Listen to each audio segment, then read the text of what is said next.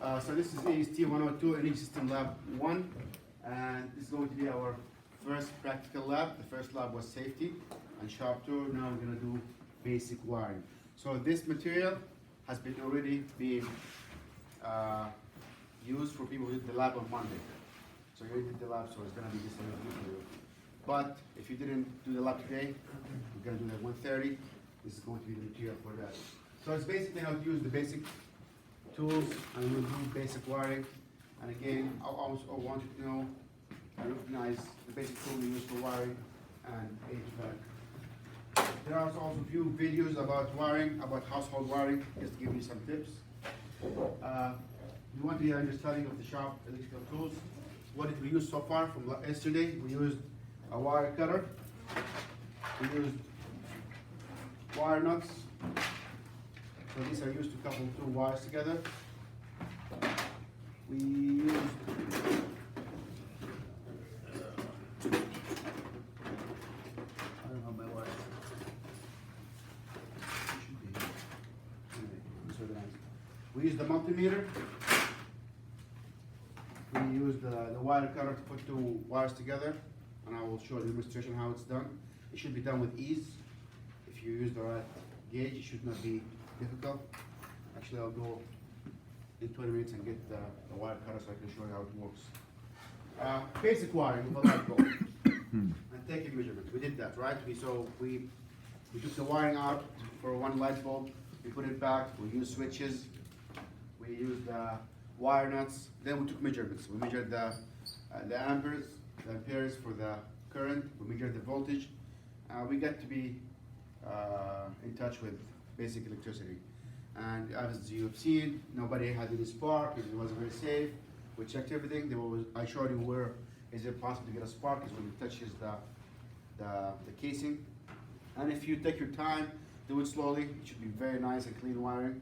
I was impressed by your work. Everybody worked. It was very nice. People took their time.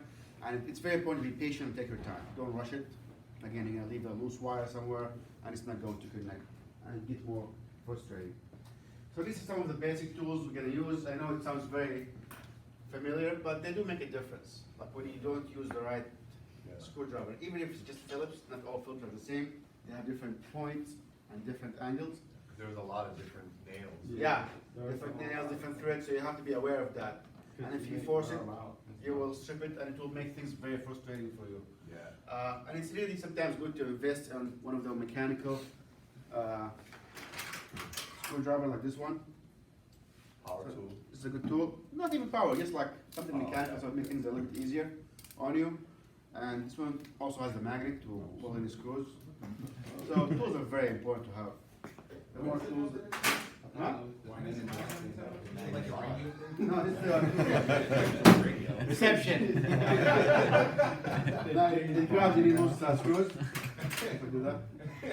If you drop one. Yeah, that's dope. Yeah. Change the bottom. MacGyver stuff. Actually, this is my favorite tool. So, it goes and grabs stuff. Oh, wow. Oh, that's Yeah. sweet. If it's not magnetic, so if something falls down, you can grab it. Doc Ock. Oh, yeah, Doc. Yeah, It's like a Spider-Man web slinger. Yeah. Oh, that's what you said. Another Doc Ock. Oh, the Doc Ock, the Optimus Army. I love how you get excited about tools. So there's a tool for everything. There's so many tools you can use. Get the collection, make sure you know how to use them. These are very simple screwdriver, and again, they come. I have a power one that I use if I have to drive stuff. These are very cheap. You can get one for like $10. Really? But they make things, they make things easier when you're trying to go through hardwood or the wall. It just less strain in your arm. The mechanical one is also nice, but this will give you more power. And if you do it once, it's okay. But if you gotta do that 15 times, you're gonna be tired by the end of the day. And tomorrow you have another job. That was the most annoying part. Yeah. Just doing this. Yeah. Tomorrow there's another job, so you're gonna get the tools so you do the job efficiently and fast. Different kind of pliers, they have different purposes. So this is the flat head pliers. They're very important for grabbing things and pulling on things, and also to twist two wires together. So I use that a lot to twist two wires together because they're very helpful. There's this other one here, it's also very fancy. So this one You can grab two wires together, crimp it, and you pull, and it will twist by itself. Oh, wow. Looks like a wide opener. Yeah, it's kind of the same concept. So you pull it will twist. So instead of you turning around, you just pull it and it will twist. It's very useful. Needle nose are very important, especially if you're gonna pull things out of a board. So if you want to pull, let me use this.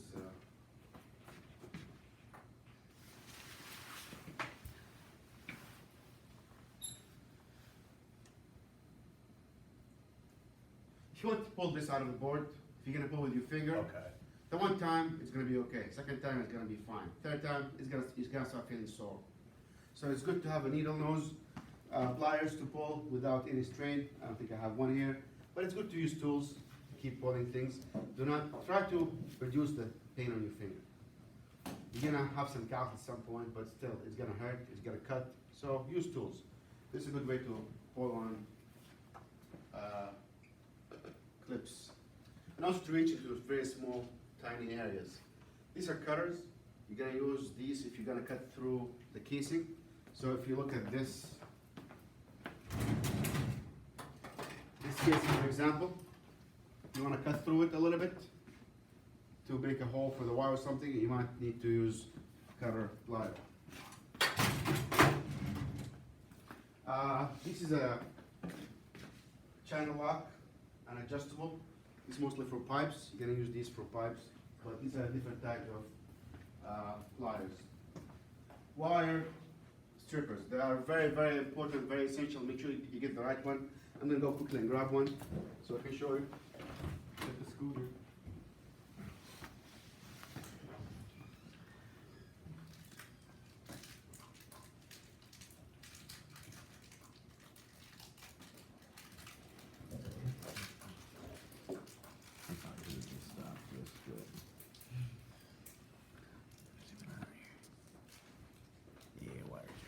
So this is the basic. I'm gonna put it in the. Oh, I zoomed in. They're gonna get that whole shebang. This is a wire stripper, and if you look, it has multifunctions. Oh. What are these numbers here? Gauges. The gauge of the wire, correct. So this is, if you look at any wire, it has the gauge on it. This is gauge, hold on, very small. 16. No, it says 16, says 16 here. If you can see it. Okay. See it say Oh, yeah. AWG 16? Yeah. That's the gauge. So if you want to cut this wire with ease without like fighting with it and using my teeth, Put it in 16. I'll cut a clean cut. So we'll put a 16, and it should, in theory, comes out very. Oh, you look here. It says solid and stranded. What is solid and what is stranded? Exactly what it sounds like. This is a copper wire, this is Yeah. solid copper. So this is Strand wire. stranded, and this is solid. You're gonna go into solid, which is here, solid 16. When you strip it, then it's shredded. No. Look at the wires. Oh, okay. This is stranded, Oh, okay. solid. All right. They all have different purposes. So the solid, if you're gonna One piece. strip, Yeah. yeah, solid should always, They have different size. should Okay. always you- face it, So give you the gauge here, and whether it's solid and stranded, and you should not be doing back and forth. It shouldn't be hard. It should come clean.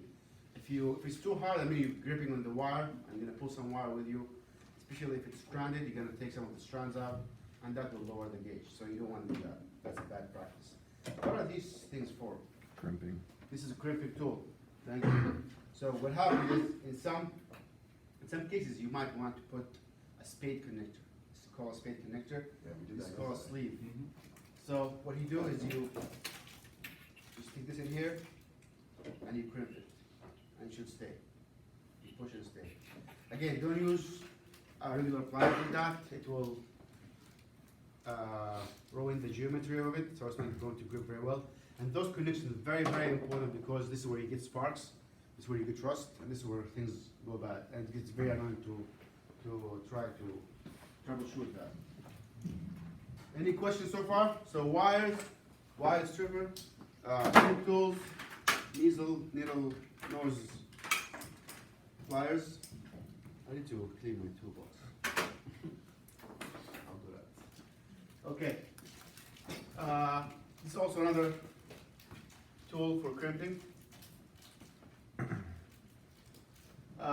This we'll use in 2 weeks. These are the tools we use for copper tubing processing.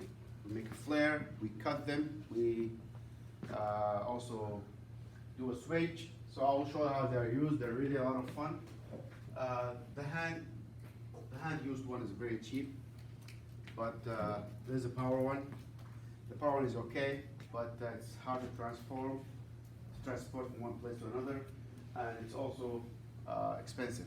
So you're gonna be using this a lot. Again, it's gonna be a lot of arm work. And as you will see, doing this for a whole day is gonna make you really sore. You're gonna have 4 arms like Popeyes. It's really a lot of work.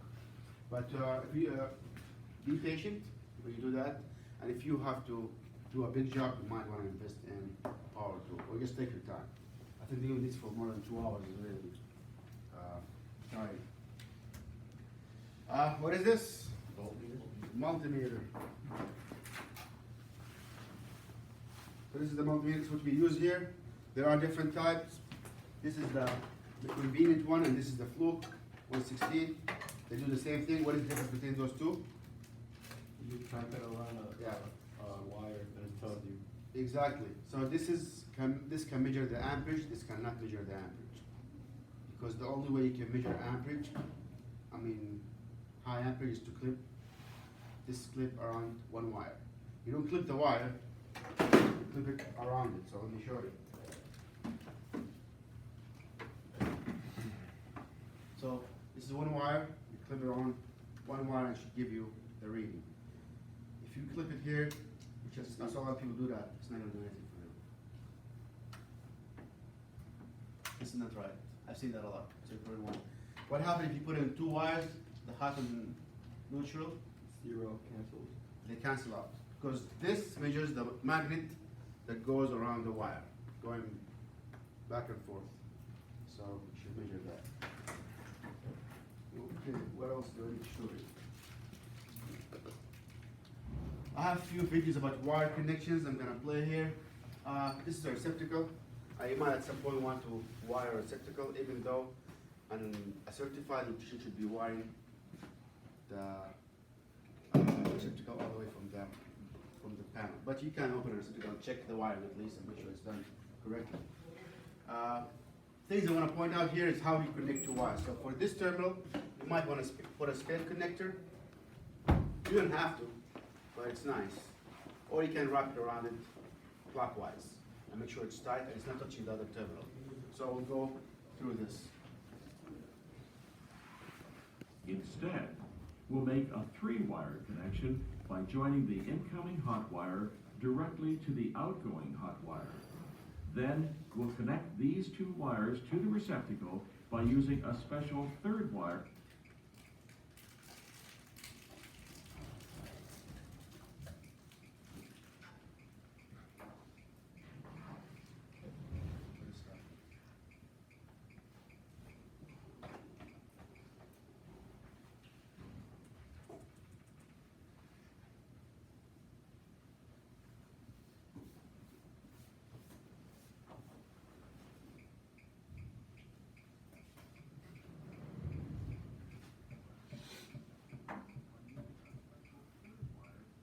Is it coming? Pigtails are short wires that are often used to connect multiple wires to a single contact, like terminals on receptacles or switches. Always use pigtails instead of connecting multiple wires to a single terminal post. This is a potentially dangerous situation. Instead, connect one end of a pigtail to the terminal screw in the standard fashion, and the other end connect to your home wiring using a twist-on wire connector that binds the wire cluster together to ensure a secure contact. Twist-on wire connectors, commonly called wire nuts, are available in a variety of sizes and are typically made from plastic and have a tapered conducting metal threaded insert on the inside that twists onto wires to hold them tightly together. When you use wire nut connections, strip about 1/2 inch of insulation off the ends of the wires. Depending on the style of connector you're using, you may need to twist your wires firmly together in a clockwise rotation before applying the wire nut. Other wire nuts require that you don't pre-twist the wires before applying. Read the packaging clearly before use to know what variety of wire nut you're using. Finally, to apply, twist the wire nut onto the ends of the wires in a clockwise fashion until the connection is finger tight. Don't over tighten. Since twist-on connectors come in different sizes, choose the size that best suits the gauge and amount of wires you're using. Again, check your wire connector packaging for exact descriptions and proper uses. Okay, so the whole point of this small video is to use the pigtail. What is a pigtail? It's going to be a question in one of the quizzes. Is a way to connect 3 wires safely to a terminal. So you do not jam 2 wires in the same terminal. You give every wire its own connection. There's also another way to connect wires, which is this bridge here. So this is a way to connect wires safely on a board if you have too many of them, and probably you'll see these in the boards to connect wires. So we'll go through this experience with the board, and we'll get to understand why. Tape. Electrical tape is often used to help insulate electrical wires and other material that conduct electricity. Although electrical tape comes in a variety of colors for a variety of uses, electricians generally only use black tape for insulation purposes. And black is an all-purpose color that doesn't indicate anything special about the wires. What are the other purposes besides insulation? Labeling, Huh? labeling. Yes, labeling, identification. I'm gonna work with like 3 or 4 black wires. It's really difficult to go and trace the wire. Very, very difficult, especially if they're all entangled. So you might want to label one wire with colored tape. Electrical tape can be made from a variety of plastics, but vinyl is most popular because it has the best stretching ability, making it more effective in creating a long-lasting insulation. Electrical tape is usually applied to wires by spinning the roll around the wire in the direction that the tape comes off the roll. This applies a light tension that keeps the tape tight on the wires. Wrapping the tape tightly creates fewer gaps where moisture can seep in. While inferior tape may become tacky and gummy after a while, a premium grade electrical tape will hold its shape and will not ooze or melt in high temperatures. A word of caution: not all black tape is safe for electrical wiring. Be aware and choose carefully. Make sure the tape you're using is UL listed. This means that the tape is certified to not catch fire and burn when overheated.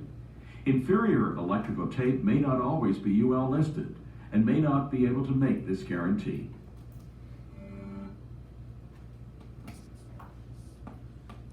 AFCI. So we know about JFCI, right? GFCI, that's the ground fault circuit detector. There's another one called AFCI. It's interesting to know about.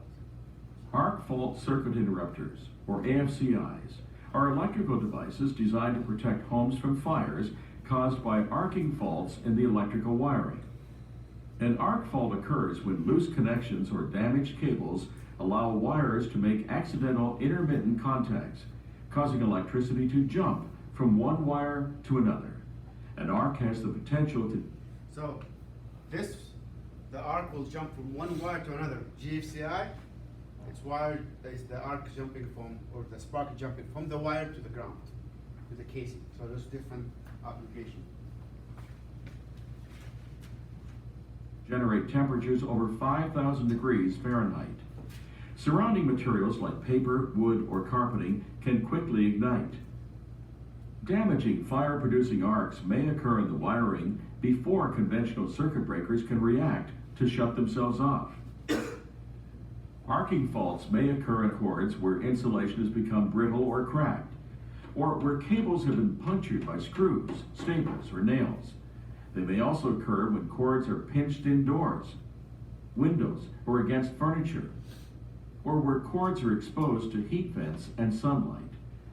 Combination AFCIs continually monitor the electric current flowing through a circuit. Once an unwanted arcing condition is detected, the AFCI instantly trips and de-energizes the circuit to eliminate potential fire danger. Combination AFCI circuit breakers protect homes against various parallel type arcs, as in the case of a line to neutral type arc, a line to ground type arc, or a neutral to ground type arc. Combination AFCIs also protect you against series type arcs that may occur in your wiring. For new construction, the National Electrical Code now requires that combination AFCIs be installed on all circuits that supply electricity to the habitable areas in a home. AFCIs provide added protection in existing homes as well, especially in bedrooms where many electrical arc-related fires occur. Combination AFCI circuit breakers should be installed and tested in your service panel by a professional licensed electrician, following the manufacturer's instructions. Combination AFCI breakers have a special coiled wire that gets connected to the neutral or ground bar in the service panel. In summary, AFCIs should not be confused with GFCIs. Remember, an AFCI protects against fires caused by arcing faults, while a GFCI is designed to protect people from severe or fatal electric shocks caused by ground faults.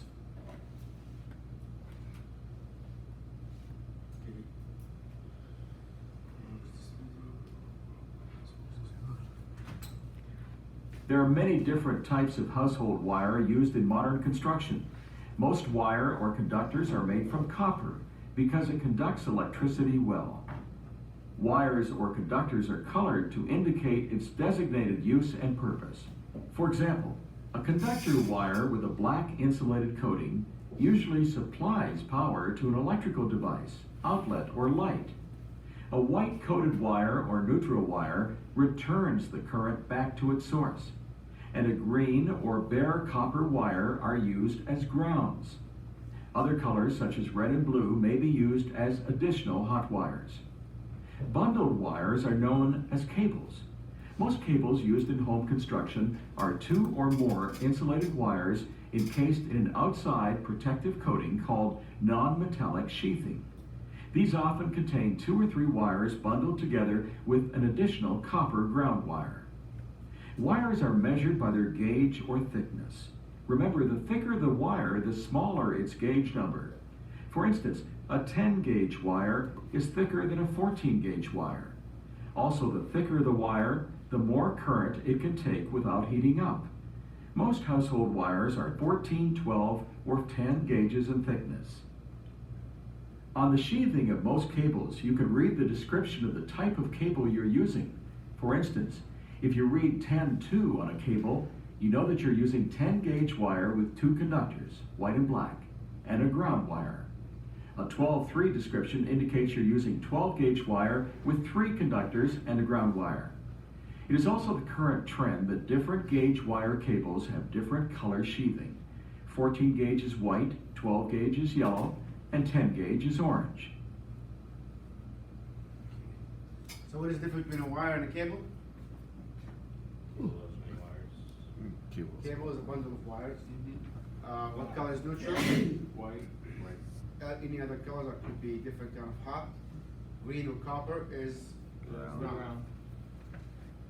Gauges 14, 12, and 10. It's not very common. What gauge do we use in? Bless you. What gauge do we use for HVAC equipment? 14. Yes. It used to be 16 years ago. Now they made 14. How many amps? What is the maximum amps for 14 gauge wire? 15. Oh, yeah, the 15. So usually you use 15. 15? Huh? 20, 12, 15? No, 15 amps is how much you can run through 14 gauge wire. Any more than that, it will overheat and melt. Okay. One more. Before proceeding, let's take a closer look at a typical receptacle so we understand how they work. On the surface of this receptacle, you can read the rating in amps and volts. In this case, This is a 15 amp, 125 volt receptacle. Use this one only with a 15 amp circuit breaker. Most receptacles sold today are polarized, grounded, and have two separate outlets. On this type of What does polarized mean? One's bigger than the other. It means that the negative and positive have their own terminals. They are not interchangeable. You cannot twist the wire. All the equipment probably you see the plug has the same size. Plugs. Yeah. This one is one bigger than the other, so it has to be the same polarity. It does make a difference for a lot of equipment. Some of To them have are the- thinner than the other. Yeah. receptacle, you can see that you have brass terminals on the right side of the receptacle and silver terminals on the left. Also, you notice that this receptacle is polarized. It has a longer slot on the left and a shorter slot on the right side of each outlet. These colors and slot lengths make it easier to understand how to properly wire an outlet. Let's start by analyzing how a receptacle works with the electric current it receives. In this example, we'll properly wire a receptacle that is located at the end of a run of cable. A quick note, electrical devices are found either in the middle of a run or at the end of a run of cable. Depending on where the device is on the circuit, will determine how the device should be wired. An end-of-run receptacle is set up like this. Incoming current traveling along the black wire connects to a brass terminal on the right side of the receptacle. Electricity can flow freely from one terminal to the other across this metal tab. So here, you only need to connect the hot lead to one of the two terminals for both to receive power. The white or neutral wire connects to a silver terminal on the left side of the receptacle. So likewise in this case, you only need to connect a neutral wire to one of these terminals for both to function properly. These tabs on the side can be removed to give a receptacle specialized functions. The black wire brings current to the receptacle and essentially waits until a plug is inserted. At that time, the current passes out to the electrical device and returns to the receptacle and continues on to the service panel via the neutral wire on the left side of the receptacle. Again, you'll notice two sets of terminals on this receptacle. You only have to connect one set of the terminals for both outlets to be active. If, however, you would like to put each outlet of this receptacle on a different circuit, simply remove these tabs and the two outlets will work independently. We'll learn more about this later. Taking a glance at the back side of the receptacle, you may see a strip gauge. This gauge informs you of the suggested length of sheathing you need to remove from the wires to make a proper electrical connection with this receptacle. Normally, 3/4 of an inch is recommended. Why do we do that? Do what? Do what? So they We can want still to have the right length inside the receptacle. because they can still. Huh? What? Because of the metal. So it can basically like, yeah, because the metal, so we can break it down. Okay, and what else? Also to be, what's that called? Insulated. Okay. So when it goes in, there's not like extra metal coming out. Exactly. You don't want any exposed metal that's non-insulated. So you want it completely to be covered. That's why you don't cut too much and have it hanging. Because why? There's more possibility for it to touch something else. Also, it's more possible for it to rust and oxidize. So you want to have the right. You want the metal to be always covered. So this is how you want the wire to be. If it's a little bit long, take your time to cut it and put it correctly. Also, you don't want to put the insulation inside and force it inside because that's going to be a bad connection. And the more connection we have, the better the current will go through it. You may also see that some receptacles have push-in connection holes that allow you to make wire connections by simply inserting the proper gauge wire into the correct holes. Lastly, you see a hexagonal terminal screw at the bottom of this terminal. This screw is commonly green and is the terminal where we connect the ground wire. Often this is labeled GR for ground. You connect a green or bare copper wire to this terminal. Using the right tool for your electrical job makes everything easier. There are many types of wire strippers. Traditional wire strippers require you to select a standardized hole the same gauge as the wire you're using. You then squeeze, rotate, and pull. Other automatic style wire strippers estimate the gauge of the wire you're using and strip the wire without pulling.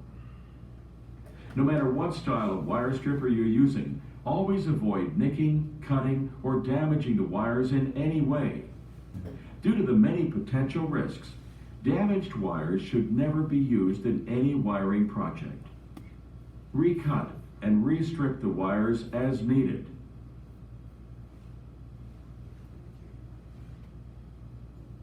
And you might notice we have some kind of improper wiring here. But again, these equipment we're running here, we only use for a few minutes. And we keep reusing them, so they're not like running alone by themselves. So we're always watching them. So, and we get a lot of practice on those, so they get very worn out. So when you go in somebody's house, you're gonna leave the boiler running 24/7 unattended. So you want to make sure everything is done to the T. Do not skip with that because this can cause a fire. This is somebody's life. If you ever need to install or replace any electrical device, you need to understand the concept behind how they work. For the purposes of this program, we will address 3 simple devices: outlets, switches, and light fixtures, since these are the most common devices found in a home. Before you begin any electrical project, make sure you turn off the power at that breaker's circuit. This will turn off the power for all electrical devices on that circuit. Also, place a visible notice on the outside of the panel that electrical work is in process. It is always a safe practice to assume the electricity is on until you are sure from testing that it is turned off completely. Don't take any chances. A good way to test for the presence of electricity is to use a voltage meter or a circuit tester. There are many types of testing devices. Some are simple, while others have more features for specialized uses. But essentially, they all have the same function: to indicate or measure the presence of electrical power. These devices normally have 2 ends fitted with metal probes, a sensor light, or a display. When you connect the circuit testers properly with an existing electrical current, the display will indicate or measure voltage present in that circuit. Other testers have light indicators that glow when it detects a 120 volt or 240 volt circuit.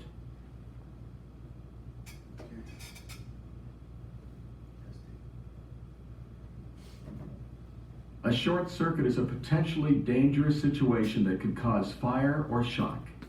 This occurs when the hot lead and the neutral or ground come into contact in some unintentional way. Electrical current will always take the path of least resistance. In this case, the current chooses to return back to ground instead of continuing on its intended path. When this occurs, heat builds up very quickly because the current has very low resistance. A properly functioning circuit breaker should sense this heat buildup and trip itself. A short circuit often occurs accidentally due to faulty wiring or bad connections. So the short circuit is the incorrect path for the current to take. What is the difference between short circuit and open circuit? There's still a circuit. Yeah, With short circuit, there is still a path. Open circuit, there is no path. If you turn off the switch, there is no circuit. There's no path at all. That's open circuit. Short circuit, there is a path, but could be the incorrect path. That's the difference. Receptacles and okay. So these are the tools that we'll be exposed to: wires, wire nuts, wire strippers, voltmeter, multimeter, electrical tape, screwdrivers, and pliers. We're gonna. This is a Y here. So should I just put that how you spell pliers? No, I think so. P-L-Y-E-R. It's Y. It's okay. You must be getting No, P-O-I. it's like too many vowels.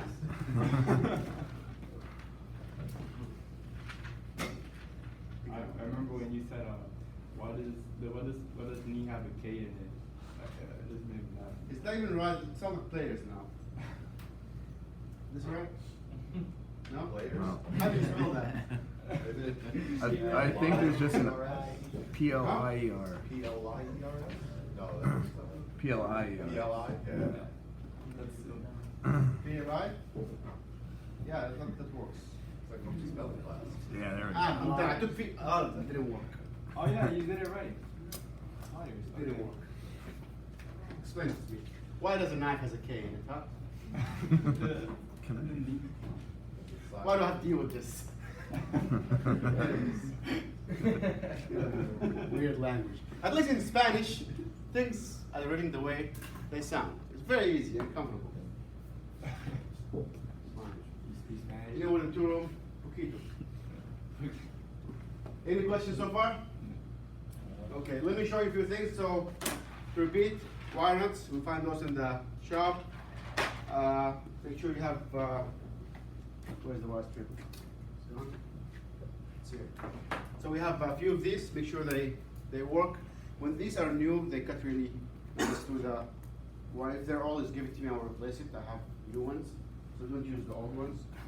Make sure you go in the shop with your voltmeter pen, pliers, and goggles.